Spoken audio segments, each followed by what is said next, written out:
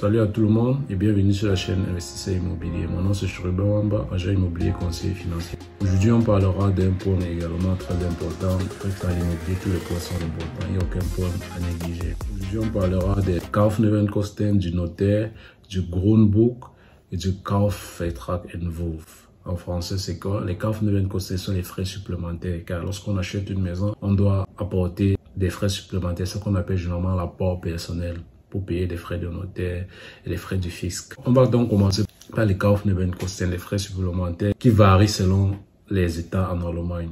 Et dans le Baden-Württemberg, par exemple, au sud de l'Allemagne, nous avons des frais, un montant de 7% du prix d'achat de la maison. C'est-à-dire, lorsque vous achetez une maison qui coûte 100 000 € pour avoir les chiffres ronds, vous avez besoin de 7 000 € pour payer le notaire, le cadastre et le fixe.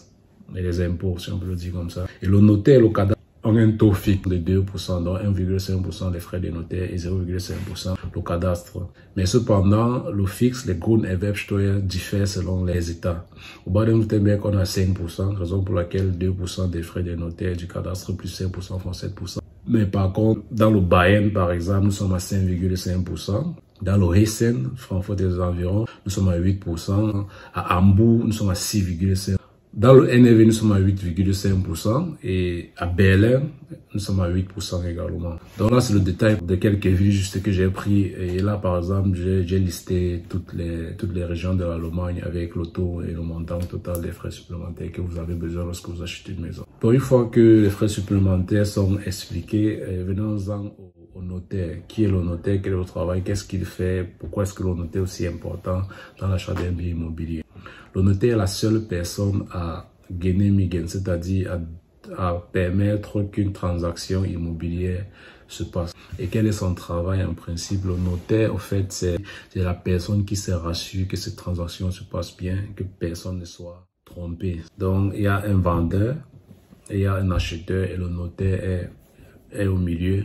Il ne travaille ni pour l'acheteur ni pour le vendeur, il travaille pour les deux. Il se rassure que le vendeur reçoive son argent. Au mois venu, il se rassure aussi qu'une fois que le vendeur a reçu son argent, que la maison revienne à l'acheteur. Et pour cela, lorsque vous êtes intéressé par la maison, que vous réservez tout, vous recevez ce qu'on appelle le Kaufvertrag-Entwurf. C'est un exemplaire du contrat d'achat.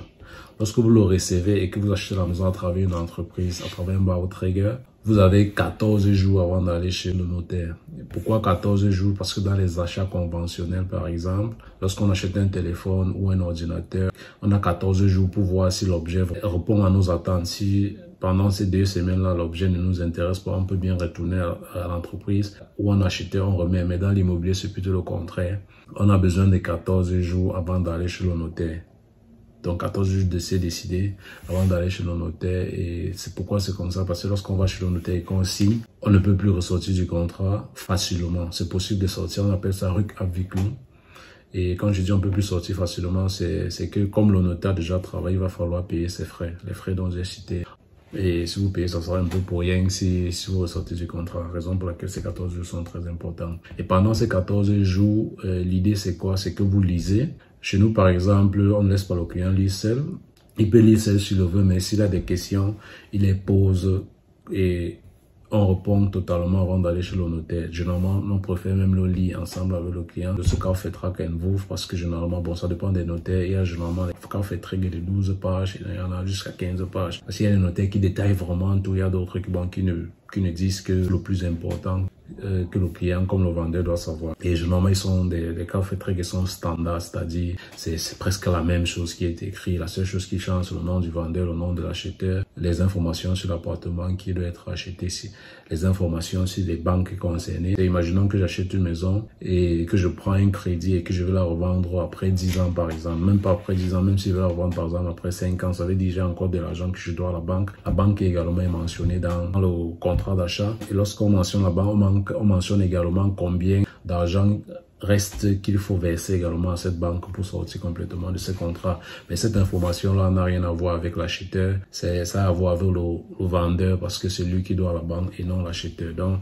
le notaire justement là pour se rassurer que toutes ces transactions-là se passent en bonne et due forme pour qu'en fin de compte, il n'y ait pas de problème. Donc, En soi, comme je l'ai dit tantôt, ce contrat d'achat, c'est pas un document compliqué, bien qu'à l'intérieur, c'est écrit avec un allemand soutenu, puisqu'il s'agit des lois, il y a des paragraphes, il y a des trucs que lorsque les clients lisent et qu'ils sont nouveaux, ça les effraie, mais en principe, c'est pas compliqué. C'est juste qu'il y a un vendeur, il y a un acheteur, il y a un bien que vous achetez, il y a un notaire qui se rassure que tout se passe bien. À côté du contrat, il y a ce qu'on appelle le Grundschuld, c'est-à-dire l'hypothèque de la maison. C'est un document aussi que la banque laisse le notaire certifier. Ce document est fait pourquoi? C'est le document qui permet à la banque qui vous prête de l'argent. En fait, comme je l'ai dit, l'hypothèque, c'est le document qui permet à la banque qui vous prête de l'argent de pouvoir saisir la maison si jamais il y a un problème, si jamais vous ne payez plus la transaction, si vous voulez sortir du contrat, la banque peut, à partir de ce Grundschuld, de cette hypothèque, remettre la maison aux enchères et de récupérer le reste de son argent si vous n'avez pas encore complètement payé le crédit, au fait. En principe, ce sont des détails qui sont très importants à savoir en ce qui concerne le notaire. Donc, il y a un notaire, il y a un Kaufvertrag que vous recevez à un moment donné, il faut le lire.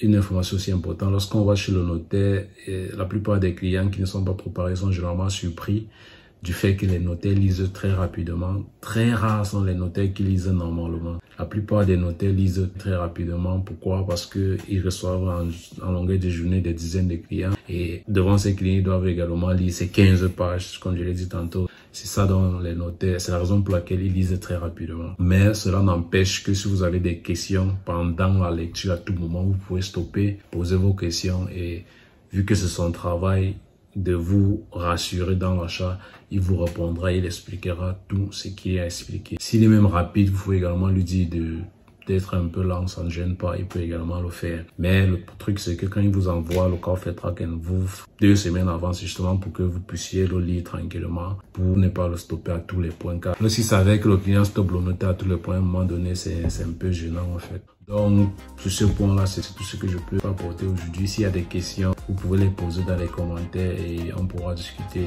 tranquillement, on pourra s'échanger tranquillement. Et si vous avez des sujets importants sur lesquels on peut débattre, il n'y a pas de problème, laissez dans les commentaires. Je tiendrai compte dans les prochaines vidéos et une fois que je les aurai fait, on pourra toujours discuter dans les commentaires. Merci de m'avoir suivi. C'était Cherubin Wamba pour vous aider, vous encourager à apprendre, à comprendre et à entreprendre dans l'immobilier. On se voit dans la prochaine vidéo.